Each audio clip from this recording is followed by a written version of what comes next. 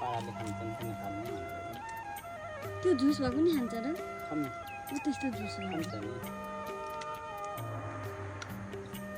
यति भयो त्यति हो